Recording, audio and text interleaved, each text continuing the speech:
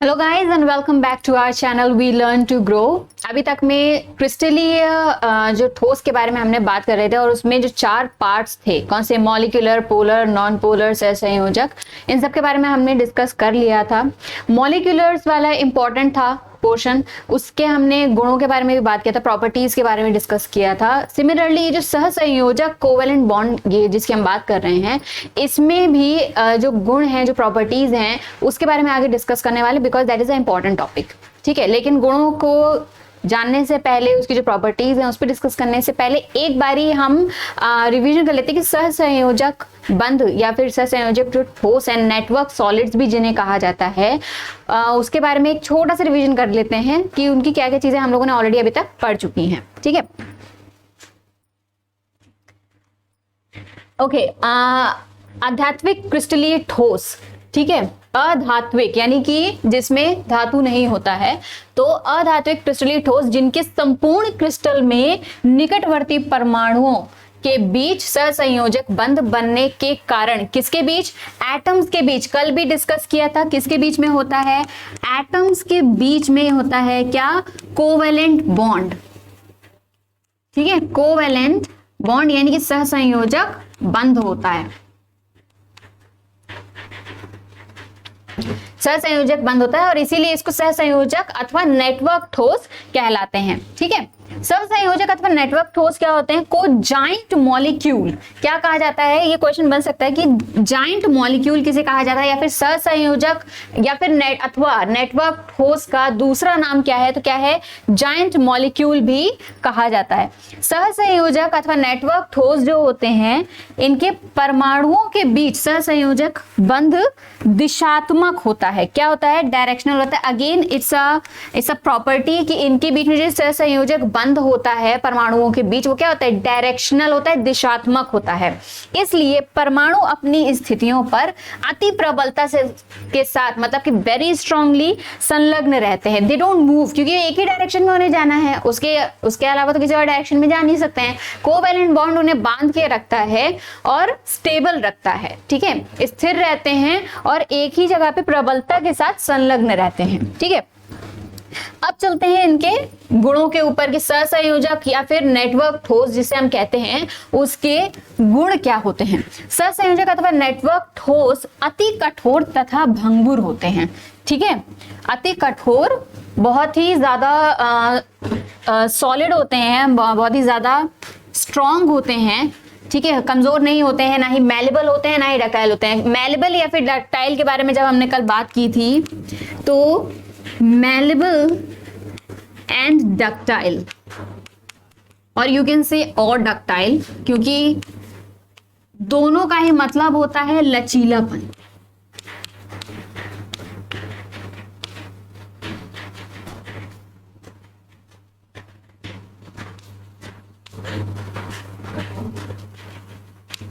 लचीलापन, ठीक है, जिसमें आप डक्टाइल को कह सकते हो कोमल होता है, सॉफ्ट होता है। मैलेबल का एक्चुअली होता है लचीलापन, जो बेंड हो सकता है। ठीक है, तो भंगुर होते हैं। और साथ ही सहसंयोजक अथवा नेटवर्क ठोस काफी जो इनका गलनांक होता है, यानी कि मेल्टिंग पॉइंट, वो क्या होता है? हाई होता है। ऑलरेडी हमने इसके बारे में पढ़ा था फर्स्ट वाली स्लाइड में। तथा ये गलन से पूर्व विघटित भी हो सकते हैं। क्या हो सकते हैं? विघटित भी हो सकते हैं। प्रोबेबिलिटी इनकी काफी ज्यादा होती है कि बजाय जो गलन हो रही है, यानी कि जो मेल्टिंग होने से पहले ये खुद ही विघटित हो जाएं, टूट जाएं। ठीक है,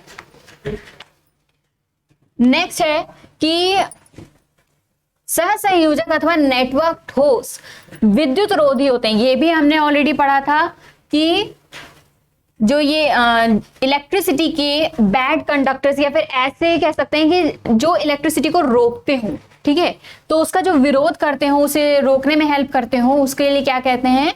विद्युत रोधी होते हैं, अर्थात विद्युत का संचालन नहीं करते। ठीक है, संचालन नहीं करते, और जो संचालन करते हैं वो क्या होते हैं? गुड कंडक्टर्स होते हैं। ठीक है, ये क्या होता है? एक तरीके से कुचालक होते हैं। डायमंड तथा सिलिकॉन कार्बाइड, कौन कौन? डायमंड तथा सिलिकॉन कार्बाइड सहसंयोजक अथवा नेटवर्क ठोस का एक विशिष्ट उदाहरण है। अब सबसे ज्यादा इंपॉर्टेंट बात आती है कि हम दो मटेरियल्स के बारे में पढ़ने वाले हैं, डायमंड और सिलिकॉन के बारे में, सिलिकॉन कार्बाइड के बारे में, कैसे इन लोगों का ये जो फॉर्मेशन होता है वो कैसे होता है, मॉलिक्यूलर स्ट्रक्चर कैसा दिखता है, उसके बारे में हम बात करने वाले हैं।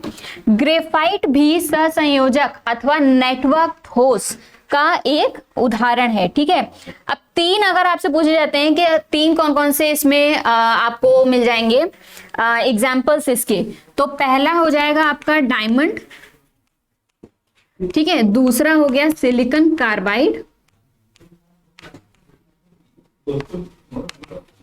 और तीसरा क्या हो गया, ग्रेफाइट। जिसमें से जिसके बारे में हम आगे डिस्कस करने वाले हैं वो होगा डायमंड और ग्रेफाइट। ठीक है, ओके। परंतु अपवाद स्वरूप क्या है, ग्रेफाइट मुलायम तथा विद्युत का सुचालक है। अब अगर हम कोवैलेंट या फिर नेटवर्क सॉलिड्स की बात करते हैं तो उसमें क्या रहता है, उसके प्रॉपर्टीज क्या हैं कि वो कठोर और भंगुर रहते हैं, है ना। लेकिन ग्रेफाइट एक एक्सेप्शन है, अपवाद यानी एक्सेप्शन है कि ये भले ही सहसंयोजक ठोस कहलाता है, कोवैलेंट और नेटवर्क सॉलिड कहलाता है, मगर ये भले ही उसका उदाहरण है, लेकिन ये क्या होता है, ग्रेफाइट एक्चुअली में सॉफ्ट होता है, मुलायम होता है तथा विद्युत का क्या, गुड कंडक्टर होता है। क्या होता है ग्रेफाइट, गुड कंडक्टर है, it's not a bad conductor. ठीक है, गुड कंडक्टर है ये। यह अपवादी गुण उसकी विशिष्ट संरचना के कारण होता है। ये इसका रीजन क्या है, बिकॉज ऑफ इट्स स्ट्रक्चर, जो मॉलिक्यूलर स्ट्रक्चर होता है इसका वो रिस्पॉन्सिबल है, मॉलिक्यूलर स्ट्रक्चर,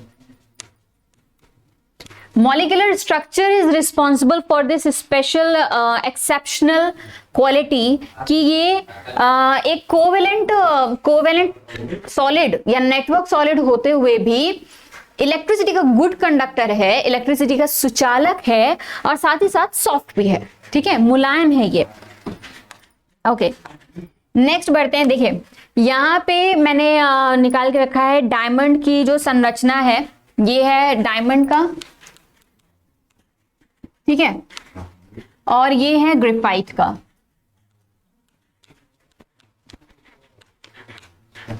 ठीक है, डायमंड के जो मॉलिक्यूल के बीच में डिफरेंस होता है, लेंथ होता है वो 154 pm होता है, जबकि जो इसमें देखा जाए ग्रेफाइट की संरचना जो होती है उसमें 310 और 141.5 pm की लेंथ और ब्रेड्थ होती है। और प्लस इसमें ना एक 3D व्यू देता है एक्चुअली में, क्योंकि इक्विवेलेंट लेंथ्स यहाँ पे दी जाती हैं और विड्थ भी उसी हिसाब की दी जाती है, तो एक 3D व्यू देता है। जैसे लाइक अगर आप क्यूबॉइड में देखते हो तो उसमें लेंथ, ब्रेड्थ और हाइट दी जाती है, सिमिलरली यहाँ पे भी होता है। तो ग्रेफाइट की संरचना और डायमंड की संरचना को आप यहाँ से देख सकते हैं, वो दिखने में ऐसी होती है। इसके बारे में आगे थोड़ा सा डिस्कस कर लेते हैं कि अगर हम हीरे और ग्रेफाइट की संरचना में बात करें तो हीरा व ग्रेफाइट दोनों कार्बन परमाणु हैं। क्या है, कार्बन एटम है। ठीक है, कार्बन एटम है जिससे मिलकर बने होते हैं। हीरे में प्रत्येक कार्बन परमाणु अन्य 4 कार्बन परमाणुओं से आबंध बनाकर, किसके साथ, प्रत्येक जो कार्बन है, हर एक जो कार्बन एटम रहेगा वो अन्य 4 कार्बन परमाणुओं से आबंध बनाकर, यानी कि वो कुछ कैसे हो सकता है, ऐसा।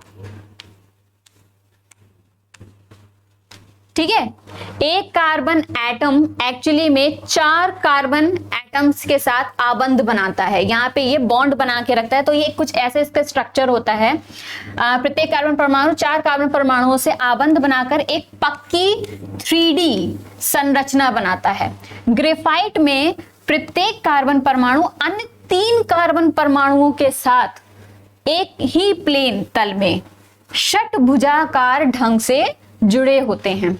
मतलब क्या हुआ कि एक जो अगर हम मानते हैं यहाँ पे, ये तो हो गया था डायमंड का, अगर हम इसका मानते हैं तो कुछ ऐसा यहाँ पे बनाया रहता है। और जैसे एक हमने ले लिया, ठीक है, अब इसी के साथ हमने दूसरा कार्बन परमाणु ले लिया जिसके साथ हमने फिर से 3 कार्बन जोड़ दिए। ठीक है। तो ये जो ये आकृति बन रही है ये क्या हो जाएगी, षटभुजाकार हो जाएगी ये, है ना। क्यों, ये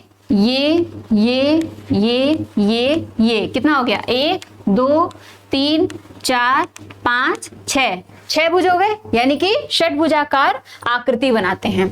ठीक है, तो ये चीज याद रखिएगा कि ग्रेफाइट में प्रत्येक कार्बन कितना, अन्य 3 कार्बन परमाणुओं के साथ एक ही प्लेन तल पे, यानी कि ये जो भी चीज होंगी ये सारी की सारी प्लेन सरफेस पे होगा और षटभुजाकार ढंग से जुड़े होते हैं। ठीक है, नेक्स्ट जिस पे हम बात करने वाले हैं वो कुछ क्वेश्चंस हैं जो इसमें अराइज होते हैं और उनके बारे में आपको पता होना बहुत जरूरी है कि समदैशिकता ठोस किसे कहते हैं। समदैशिकता ठोस, ऑलरेडी हमने इसके बारे में पढ़ा था कि जो क्रिस्टलीय होते हैं वो विषमदैशिकता होती है, जबकि अक्रिस्टलीय जो होते हैं वो समदैशिक होते हैं।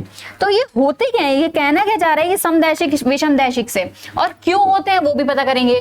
ठोसों के भौतिक गुण जैसे अपवर्तनांक, विद्युत व ऊष्मा की चालकता, ठीक है, यांत्रिक सामर्थ्य आदि के मान किसी ठोस में अलग अलग दिशाओं में ज्ञात करने पर यदि ये मान समान आते हैं तो इन्हें समदैशिक ठोस कहते हैं। क्या हो गया, यानी कि आपका रिफ्रैक्टिव इंडेक्स ले लो, ठीक है, रिफ्रैक्टिव इंडेक्स ले लो और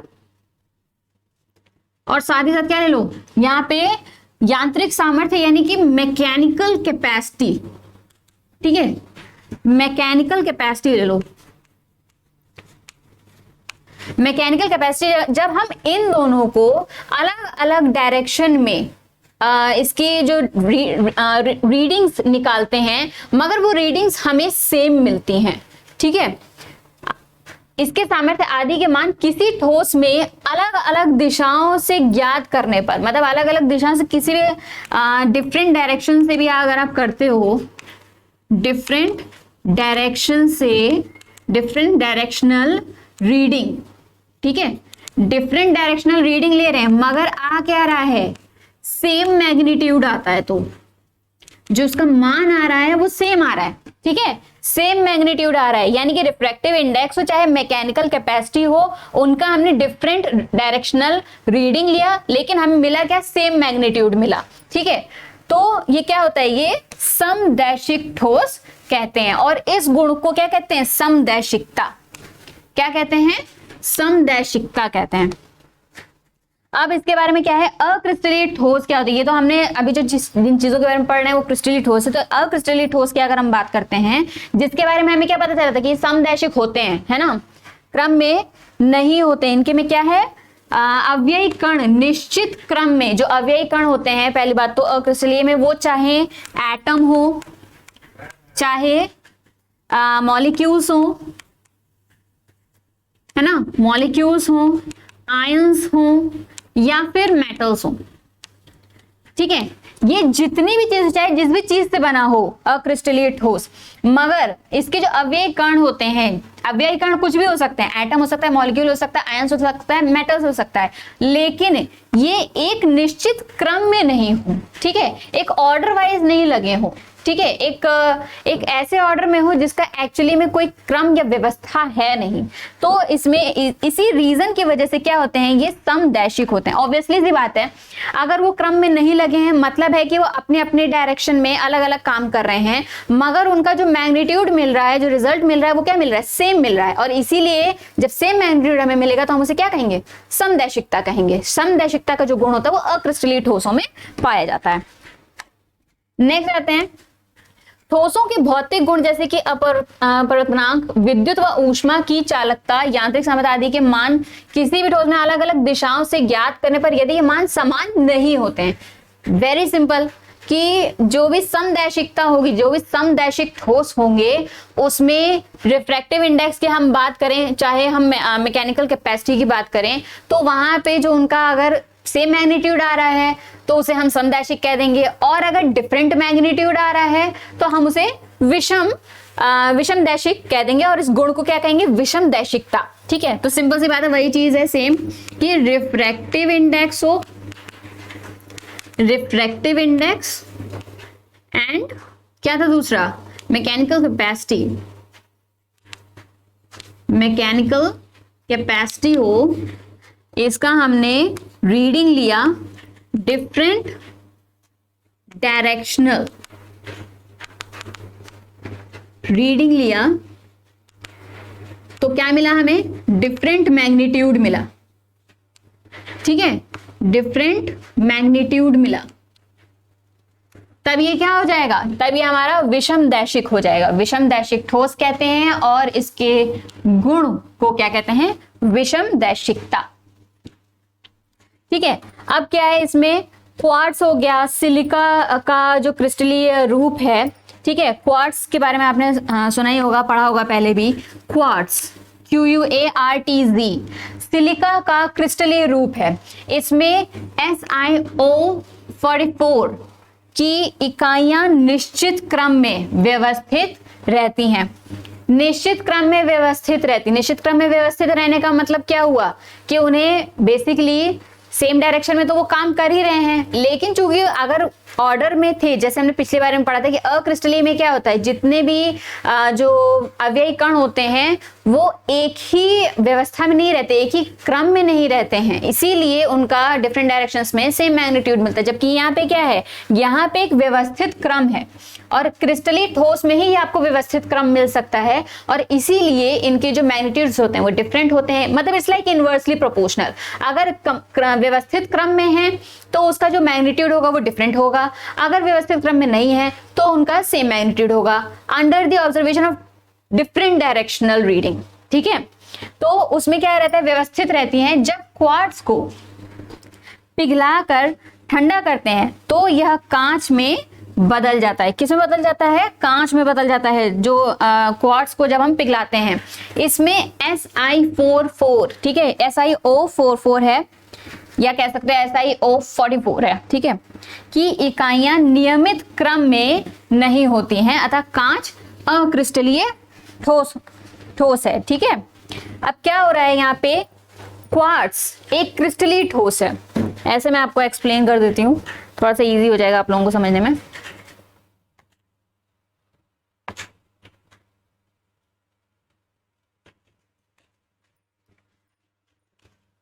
क्वार्ट्ज है, ठीक है, सिलिका का एक स्वरूप, जिसका कि फॉर्मूला क्या दिया गया है? SiO44 की यूनिट्स हैं या इकाइयां कह लो।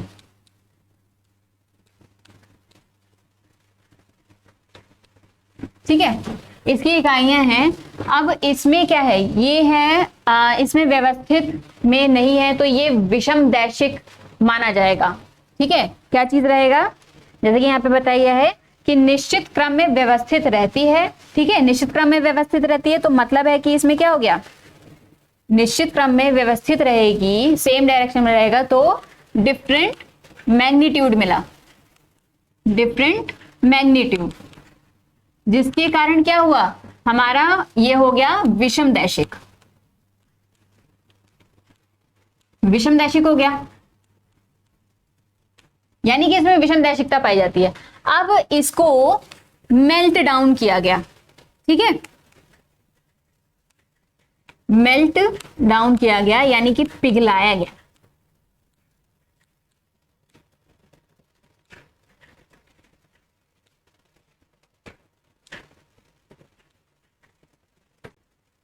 पिघलाया गया तब क्या हुआ?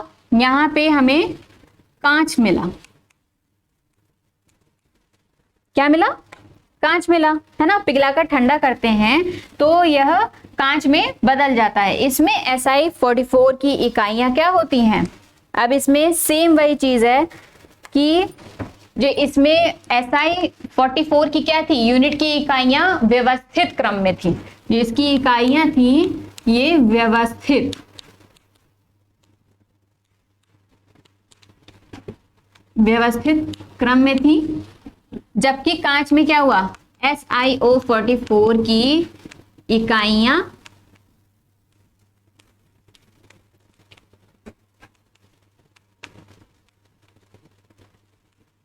व्यवस्थित क्रम में नहीं है। और एज अ रिजल्ट क्या मिलता है हमें? समदैशिकता मिलती है।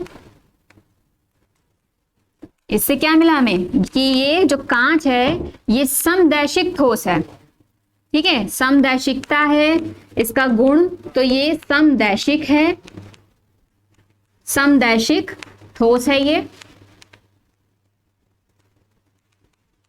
और इससे हमें क्या पता चला कि ये एक अक्रिस्टलीय ठोस है।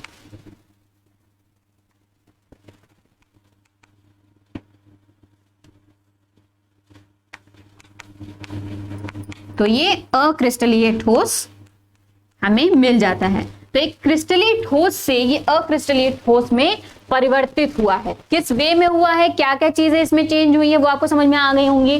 सिलिका का एक स्वरूप है जिसका कि क्या होता है, जिसमें SiO44 की इकाइयां व्यवस्थित क्रम में होती हैं, लेकिन इसके जो मैग्नीट्यूड्स हैं वो डिफरेंट होते हैं। इसीलिए इसमें हमें क्या पता चलता है, डिफरेंट मैग्नीट्यूड से विषमदैशिक ठोस है, ये विषमदैशिकता पाई जाती है। और इसमें से जब हम मेल्ट डाउन करते हैं, फिर ठंडा करते हैं इसको, तो ये किसका रूप ले लेता है? कांच का रूप ले लेता है। ठीक है, कांच का रूप ले लिया इसने, तो वो उसमें क्या हो गया, SiO44 की जो इकाइयां हैं वो व्यवस्थित क्रम में नहीं रही। फिर क्या हुआ, तब वो समदैशिकता का गुण प्राप्त कर लेता है, यानी कि समदैशिक ठोस बन जाता है। और समदैशिक ठोस होना किसका मतलब कहलाता है कि वो क्रिस्टलीय से अक्रिस्टलीय में बदल गया है। ठीक है, तो ये सारी चीजें हैं, पॉइंट्स वाइज हैं। नेक्स्ट क्लास में भी हम लोग ना जो क्वेश्चंस आपके इसमें बनने वाले हैं उस पे डिस्कस करेंगे, आपके फर्स्ट चैप्टर का ही, क्योंकि सॉलिड में काफी चीजें हैं जो टॉपिक वाइज चल रही हैं। बट मैं चाहूंगी कि अगर उसके क्वेश्चंस के अकॉर्डिंगली किए जाएं, क्योंकि जो बेसिक कॉन्सेप्ट है इसका वो यहाँ तक देखा जाए तो खत्म हो जाता है। इसके बाद में आपको क्यूबॉइड के रूप में और जो मॉलिक्यूलर स्ट्रक्चर्स हैं उस पर हम बात करने वाले हैं। बट डोंट वरी, मैं सारी चीजें उसको जितना शॉर्ट में हो सकता है उतना करके दूंगी, ताकि आप लोगों को ईजिली आप उसको समराइज कर सको, उसको मेमोराइज कर सको। ठीक है, और सबसे ज्यादा बड़ी बात है, अगर बजाय आप इसको मेमोराइज करने के आप इसको समझ के चलेंगे ना एक फॉर्मूले की तरह, तो आपको और ज्यादा इजी होगा, क्योंकि इसमें आपको कैलकुलेशंस भी है ना, जो करनी ही पड़ेंगी। तो उसके लिए आपको ये बेसिक कॉन्सेप्ट्स क्लियर होना, बजाय इन्हें मेमोराइज करने के समझने की कोशिश कीजिए। अगर समझने में कोई इशू आता है, you can always let me know in the comment section below and I would love to answer them in my next video. Okay, so please do like, share and subscribe the video if you are the first visitor. If not, then thank you very much for your support. Have a nice day to all of you. Bye bye, see ya, sayonara.